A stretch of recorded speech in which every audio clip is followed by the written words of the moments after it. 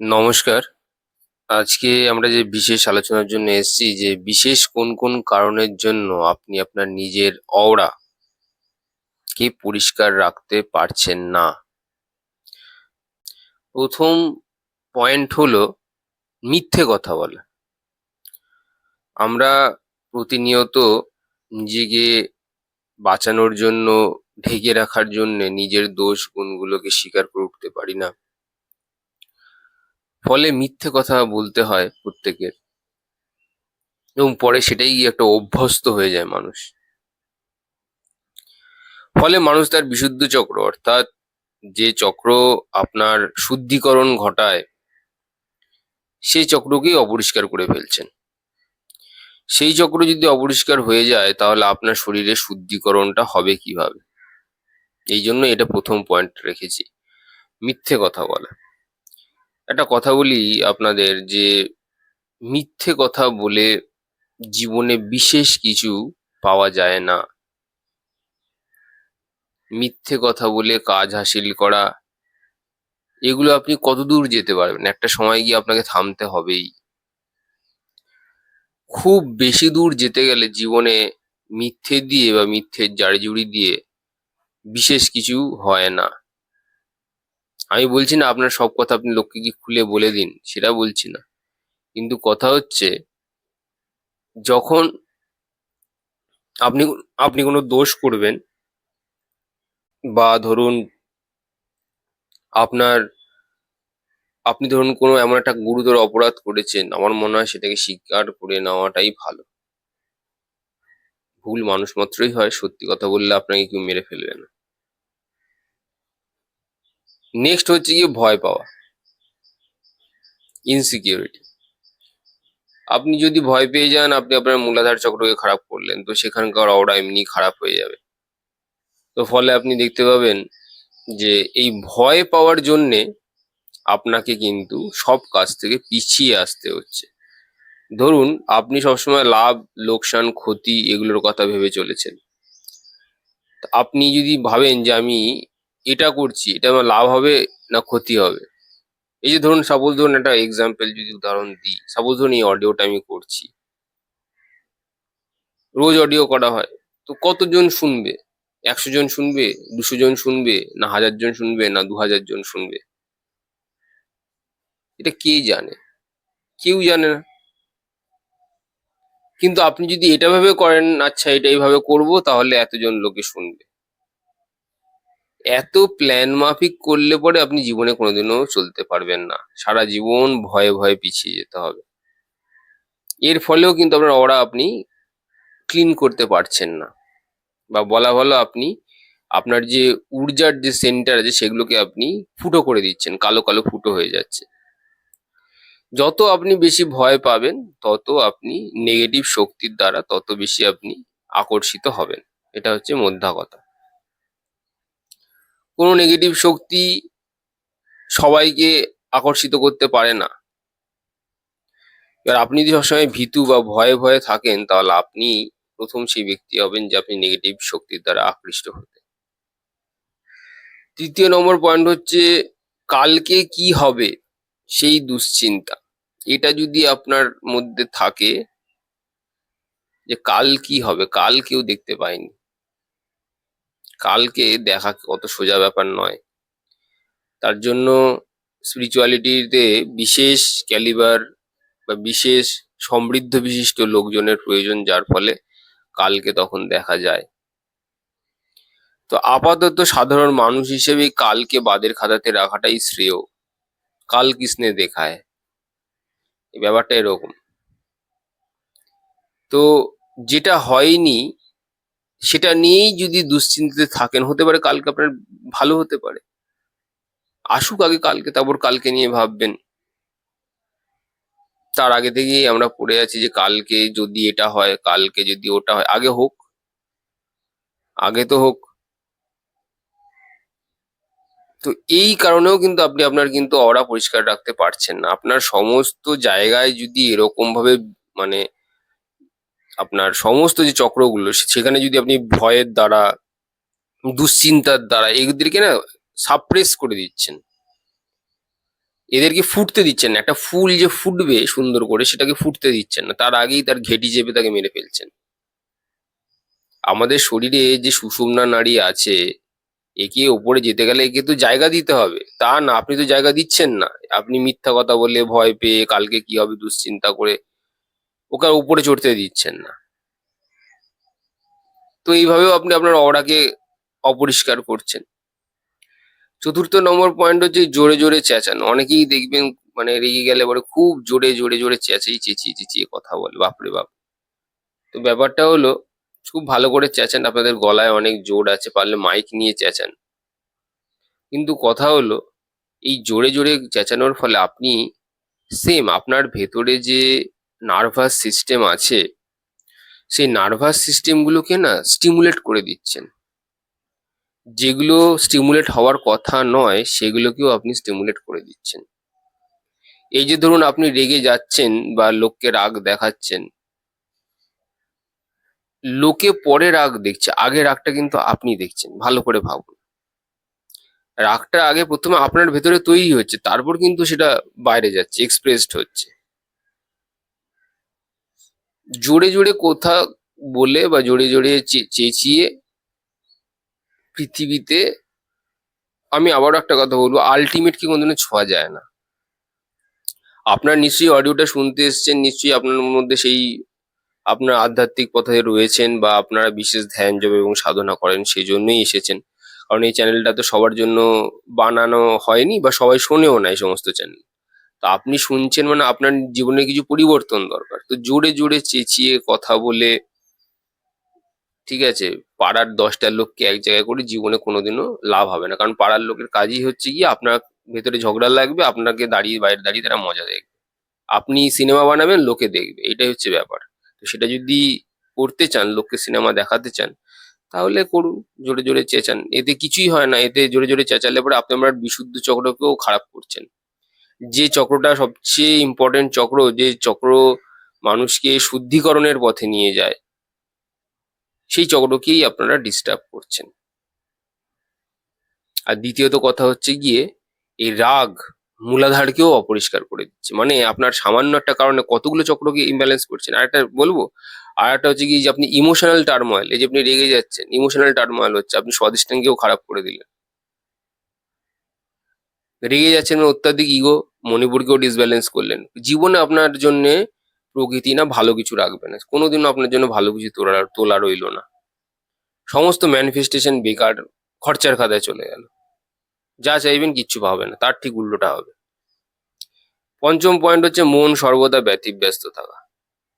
কি মানে আমরা না সবসময় আমাদের মন, না সত্যি কথা বলতে, মনের কাজই না, মন এত ফাস্টেস্ট, মানে টাইমের থেকেও বেশি ফাস্ট যদি কিছু হয়ে থাকে সেটা হচ্ছে গিয়ে মন।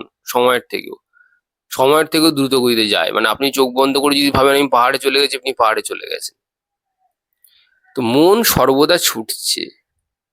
তো মন যদি সবসময় ডেভিয়েটেড হতে থাকে, ইডা পিংলাতেই সারা জীবন আমাদেরকে থেকে যেতে হবে। ওপরে সেই চেতনাকে নিয়ে যেতে গেলে মনের স্থির হওয়া অত্যন্ত জরুরি। মন স্থির না হলে বিশ্বাস করুন, না কোনোদিনও ধ্যান করতে পারবেন, না কোনোদিনও কোথাও একটা ঠিক করে বসে থাকতে পারবেন, না নিজের মধ্যে একটা শান্তি অনুভব করতে পারবেন। দুনিয়াতে অশান্তি থাকবেই, আপনি নিজেও ভিতরে অশান্তিই থাকবেন। দুনিয়ার অশান্তির চোটে কারণ হচ্ছে একটাই, মন ব্যতিব্যস্ত। মন জানেন, এটাকে আমি মুন্না বলি, মনকে আদর করে ডাকি, মুন্না। কেন মুন্না বলি? এই মুন্নারই প্রচুর ক্ষমতা রয়েছে আপনাকে সুখ এনে দেওয়ার, মনের সুখ। মানে আমার মন যদি সবসময় ব্যতিব্যস্ত থাকে, তাহলে কিন্তু আমি জীবনে কিন্তু সুখ ভোগ করতে পারবো না। সুখ ভোগ কিন্তু শুধুমাত্র টাকা দিয়ে, পয়সা দিয়ে, সেক্স করে হয় না কিন্তু। আমি চুপ করে বসে আছি, এটা একটা ব্লিসফুলনেস, এটা একটা আনন্দ, এটা আনন্দময় কোষ। আমার আনন্দময় কোষে পৌঁছতে গেলে তো মনকে কাজে লাগাতে হবে, আমাকে সাবকনসিয়াস মাইন্ডের ভেতরে তো ঢুকতে হবে। লেয়ার্স গুলো যেগুলো আছে সেগুলোকে তো ক্লিয়ার করতে হবে। অন্নময় কোষে থেকে আমার লাভ কি? বিজ্ঞানময় কোষে গিয়ে তারপর আমাকে আনন্দময় কোষে যেতে হবে। তো আমি যে রিল্যাক্স যেটা ফিল করছি সেটা হবে কি করে যদি মন আমার ব্যতিব্যস্ত থাকে।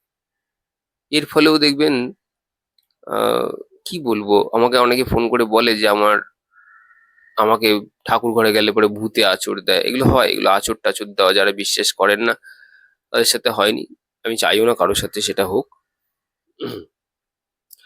তো ব্যাপার হচ্ছে সেটাই, মানে মন যাদের যত বেশি ব্যতিব্যস্ত তত বেশি নেগেটিভ এন্টিটিরা আপনাকে দেখে ছুটে আসবে এবং আপনার ক্ষতি সাধনের চেষ্টা করবে। ক্ষতির থেকেও বড় কথা হচ্ছে আপনাকে, আপনার আত্মাকেও না ওরা টেনে ধরে রাখবে, উপরে উঠতে দেবে না। এটা হচ্ছে সবচেয়ে বড় জিনিস। তো মন আপনার যেখানেই থাকুক না কেন, একটা সময় পরে মনকে স্থির করা দরকার। 6 নম্বর পয়েন্ট হচ্ছে অ্যাওয়ারনেস বা চেতনার অভাব। মানে এই যে ধরুন আমি কথা বলছি, আমার জিভটা কতবার উপরে উঠছে, উপর প্যালেটে, আপার প্যালেটে টাচ করছে, আবার নিচে ফিরে আসছে, আবার সেটা মাঝখানে যাচ্ছে, আবার উপরে দাঁতের সাথে সামান্য লাগছে। এই যে চেতনা,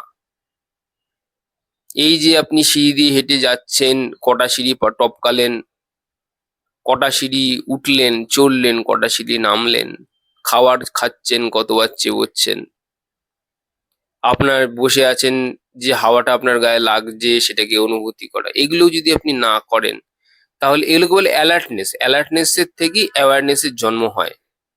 অ্যালার্টনেস যখন বাড়তে বাড়তে বাড়তে বাড়তে একটা স্তরে পৌঁছায়, তারপরে সেই পর্দাকে অতিক্রম করে তখন সেটা অ্যাওয়ারনেসের জায়গায় চলে যায়। সেটা আস্তে আস্তে হয়, এত তাড়াতাড়ি হয় না। কিন্তু আপনাকে তো শুরু করতে হবে। সেই শুরু করবাটার জন্যই হচ্ছে এই অ্যাওয়ারনেস, ফিল করা শিখতে হবে।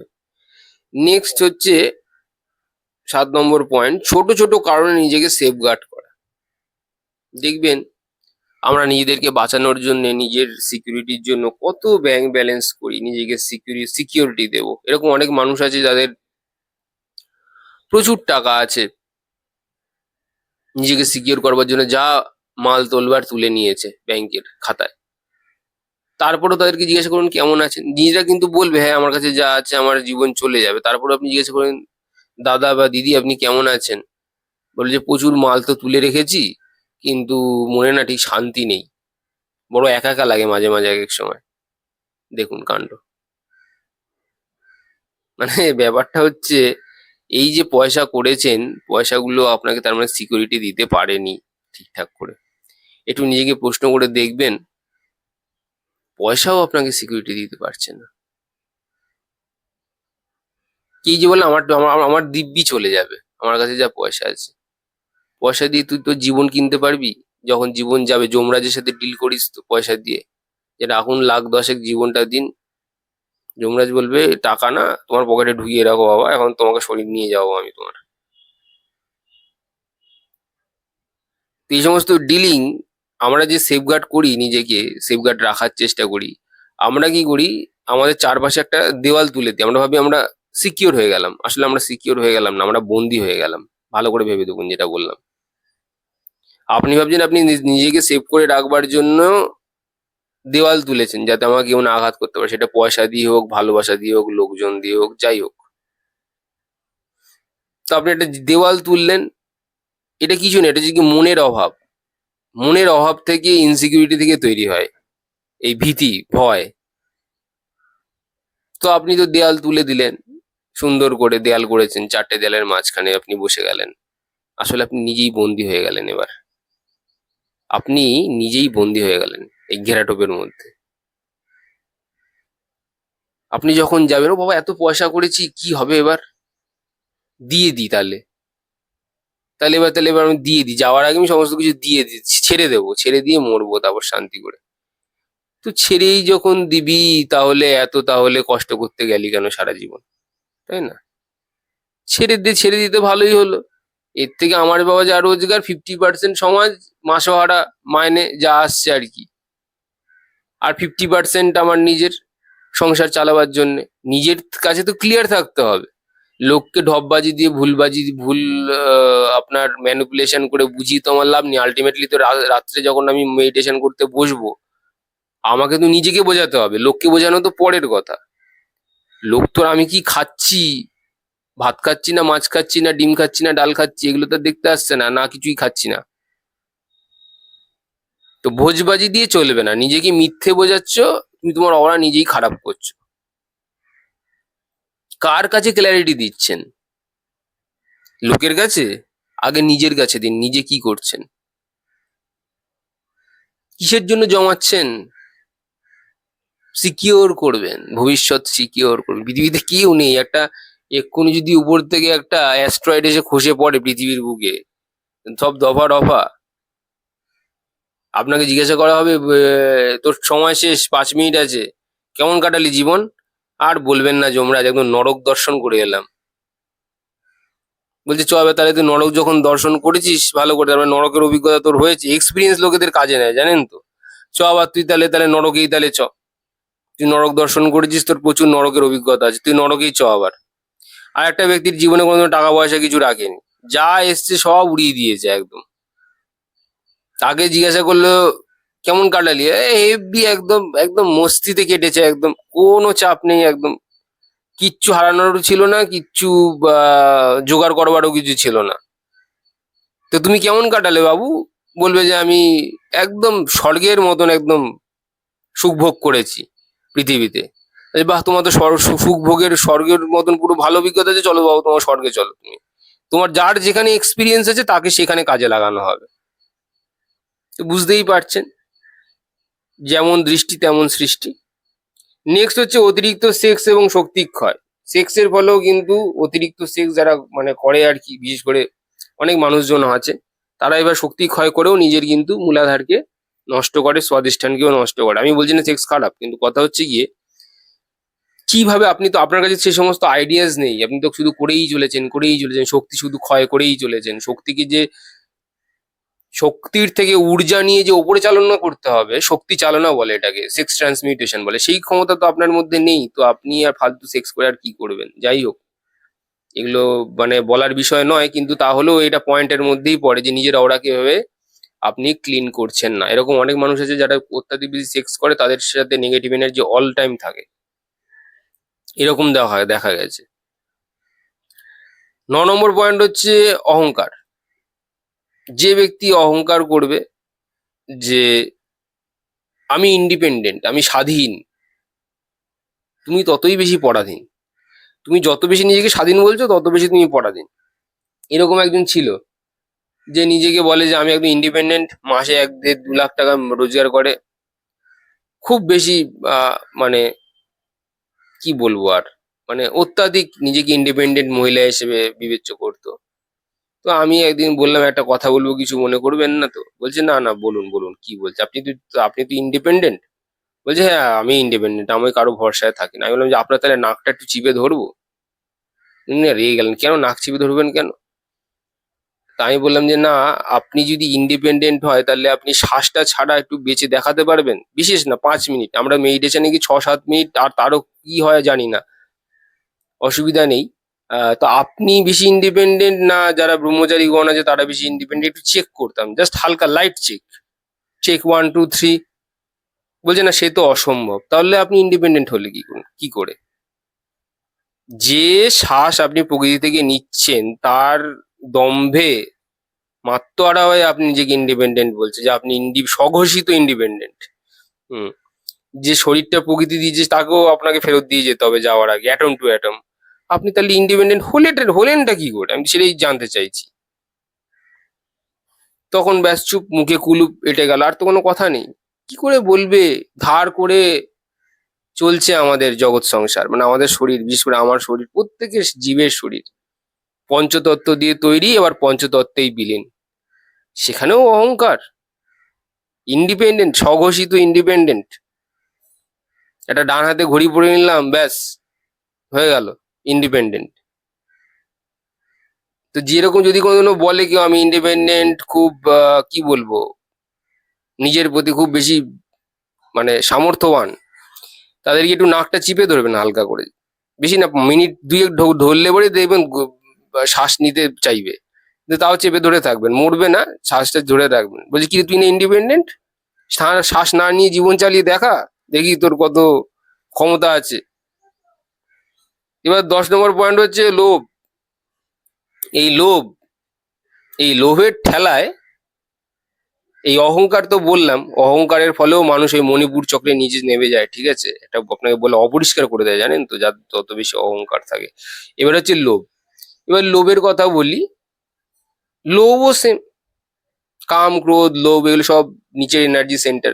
লোভ যার যত বেশি না, সে দেখবেন, মানে মানুষকে দেখবেন, অনেকে দেখবেন তুকতাক করে, বা ধরুন এই সমস্ত পিশাচ চালনা, বিভিন্ন রকম ব্ল্যাক ম্যাজিক করে, কিসের জন্য? সম্পত্তি পাওয়ার জন্য, কোনো কিছু আদায় করবার জন্য, ঠিক আছে? তো এই সমস্ত লোভের যে বিদ্যা, এই ব্যক্তি এবার গেছে ঠাকুরকে ডাকতে, শিবকে ধরুন ডাকতে গেছে। শিব তো বলছে, বাবা তুমি তোমার অরা নিয়ে রয়েছো, থাকো, ডাকো, আমি কিন্তু নেই বাবা, আমি সমাধিতে রয়েছে, আমাকে ডাকবে না একদম তুমি। কারণ আপনি যখনই বলছেন শিব, তখনই কিন্তু আপনি জীবন থেকে সবকিছু হারাবেন। আপনি আপনার পরিবার হারাবেন, আপনি আপনার কাজ হারাবেন, আপনি আপনার, কারণ শিব হচ্ছে যা কিছু নেই। শিবের কাছে যেতে গেলে আপনাকে পুরো পুরো খোলস ছেড়ে বেরিয়ে আসতে হবে, একদম পুরো উলঙ্গ হয়ে বেরিয়ে আসতে হবে আপনাকে। শিবের কাছে যেতে গেলে আপনাকে পুরো উলঙ্গ হতে হবে, পুরো। কাম ক্রোধ লোভ বাসনা যা যা আছে সমস্ত কিছুকে সাইডে রেখে আপনাকে তারপর শিবের কাছে আসতে হবে। তো শিবকে পেতে গেলে আগে নিজেকে মরা হতে হবে। রাম রাম করে চেল্লাচ্ছে সবসময়, চ্যান্ট করে উনি, রামকে ডাকে। শিব নিজেই সব, শক্তি ছাড়া। তো শিবের কাছে যেতে গেলে আপনাকে তো সবের মতনই হতে হবে, তাই না? তো যে ভগবানকে ডাকবেন সেরকম হয়ে যাবেন। তো সেটার জন্য যদি রেডি থাকেন, তাহলে নাকি আপনি গিয়ে নাথিংনেসে মিশতে পারবেন। নাথিংনেস কি? নাথিংনেস অর্থাৎ ব্রহ্ম। ব্রহ্মে মেশা কি অত সোজা ব্যাপার নাকি? শিব অর্থাৎ যা কিছু নেই। তো যা কিছু নেই আপনাকে হতে হবে, তার মানে আপনার কাছে কিছু আছে। কিছু থেকে কিছু না হতে গেলে আপনাকে কিন্তু ওই কিছুগুলোকে পুড়িয়ে ছাই ছাই করতে হবে, তবে কি আপনি শিব হতে পারবেন। না হলে পরে আপনার অরা ওই রকমই থাকবে। তুমি লোকের জন্য টুকটাক করছো, বান মারছো, হ্যান করছো, ত্যান করছো, তুমি ওরা ডাকতে থাকো, তোমার সামনে পাথরই থাকবে, কোনো প্রাণ আর প্রতিষ্ঠা আসবে না, কারণ ডাকতেই থাকবে সারা জীবন। নেক্সট হচ্ছে নিজের প্রতি ডাউট, নিজের প্রতি সন্দেহ করে প্রচুর মানুষ আছে এরকম। তো নিজের প্রতি ডাউট, অর্থাৎ নিজের প্রতি যার ভরসা নেই, সে আর ঈশ্বরকে কি ডাকবে? তো নিজের প্রতি সন্দেহ যখনই যেমনি করলেন, তেমনি চলে গেলেন আপনি আবার সেই স্বাধিষ্ঠান চক্রকে ইমব্যালেন্স করলেন। তো এর ফলেও কিন্তু আপনার ওই একই জিনিস, অরা কিন্তু ক্লিয়ার হলো না, আপনার অরা পরিষ্কার আপনি রাখতে পারলেন না। অরা যার যত পরিষ্কার, তার সুষুম্না নাড়িতে চড়তে তত বেশি সুবিধে হয়। নেক্সট হচ্ছে প্রি লিভিং করে, যেটা নিয়ে অলরেডি আমি অডিও করেছি চ্যানেলে। হ্যালুসিনেশন করে, আগে থেকেই লোকে ভেবে নেয় এটা হয়ে গেছে, এটা হয়ে গেছে, সেটা হয়ে গেছে, সেটা হয়ে গেছে। প্রি লিভিং লোকে কেন করে, হ্যালুসিনেট লোকে কেন করে? সে সংসার যে জীবন যে চলছে বাস্তবের মাটিতে, সে খুশি নয়, তার আরো নতুন কিছু দরকার, সেগুলোকে সে নিজের ইমাজিনেশনে নিয়ে আসে। ফলে এই হ্যালুসিনেশনেও তাকে প্যানিক অ্যাটাক করা বাইরে থেকে নেগেটিভ এন্টিটি দ্বারা খুব বেশি সহজ হয়ে যায়। কারণ অরার মধ্যে কালো কালো ছিদ্র তৈরি হয়, ফুটো ফুটো ফুটো ফুটো তৈরি হয়। তো যারা হ্যালুসিনেশন করেন তারা কিন্তু বি কেয়ারফুল, আগে থেকেই বলছি। ওরা নষ্ট করছেন, ওরাকে ক্লিয়ার রাখতে পারবেন না। নেক্সট হচ্ছে অতিরিক্ত ক্যালকুলেটিভ মাইন্ড, অর্থাৎ যারা দেখবেন খুব বেশি নিজেকে ম্যাচিওর ম্যাচিওর করে লাফালাফি করে, এদেরও ওরা একদম ক্লিয়ার হবে না। বাচ্চার মতন সরল হতে হবে। বাচ্চা যেরকম থাকে সেরকম বাচ্চাদের ওরা সবচেয়ে বেশি ক্লিয়ার থাকে একদম। পূর্বজন্মের কথা মনে পড়বে বাচ্চাদের 6 বছর অব্দি মনে থাকে, ক্লিয়ার একদম পরিষ্কার মনে থাকে 6 বছর পর্যন্ত। ওই জন্য দেখবেন একা একা হাসে, একা একা কথা বলে, সমস্ত তার গত জন্মের স্মৃতির কথা মনে পড়ে। আস্তে আস্তে এই জন্মে এসে সমস্ত কিছু আস্তে আস্তে ভুলতে শুরু করে। অর্থাৎ ক্লিয়ার যদি ওরা না থাকতো, কেউ পূর্বজন্মের কথা মনে করতে পারতো না ন্যাচারালি। টিএলআর টিএলআর বাদ দিয়ে হাবি যাবি এখন সব উঠেছে। নেক্সট হচ্ছে গিয়ে 14 নম্বর পয়েন্ট হচ্ছে নিজের ভাগ্যকে দোষারোপ করা। নিজের ভাগ্যকে যত দোষারোপ করবেন, ওই আগেই বললাম, নরক নরক নরক করছেন, নরকেরই বাসিন্দা হবেন। স্বর্গ স্বর্গ স্বর্গ করছেন, স্বর্গেরই বাসিন্দা হবেন। তো সন্তোষ ধন নেই আপনার মধ্যে আর কি। সন্তোষ ধনের মতন কোনো বড় ধন নেই। সরলতা না থাকলে নিজের ভাগ্যকে সারা জীবন দোষারোপই করবেন, কোনোদিনও অ্যাকসেপ্টেন্স করে উঠতে পারবেন না যে জীবনে যা ঈশ্বর আমাকে দিয়েছে এটা একদম এনাফ আমার জন্য। তো এই ছিল আজকের কথা, যে বিশেষ কোন কোন কারণের জন্য আপনি নিজের অরাকে পরিষ্কার রাখতে পারেন না, এগুলো বললাম। তো যারা যারা অ্যাস্ট্রোলজিক্যাল গাইডেন্স বা কনসালটেশন নিতে চান, তারা চ্যানেলে দেওয়া ডেসক্রিপশন নাম্বারে যোগাযোগ করতে পারেন। আজ আসি।